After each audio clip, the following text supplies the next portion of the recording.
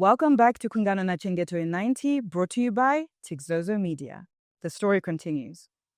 Sometimes I would go with her when it was safe to do so, since one thing she never did play about was my safety. Harigumi loves me as if I was her own, and for that I am forever grateful.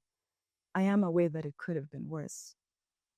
When I ask about my parents, she always tells me I'll always know when the time is right, but doesn't expand further.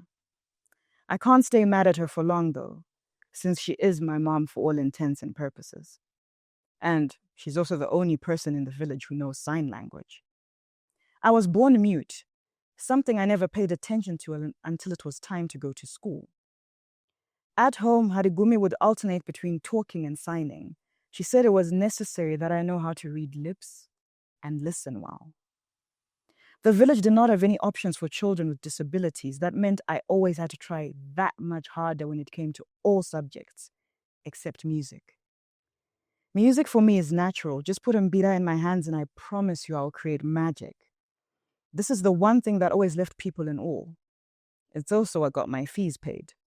And the reason I'm traveling to Harare. There's a delegation coming from Japan that I'll be performing for, and I can't wait.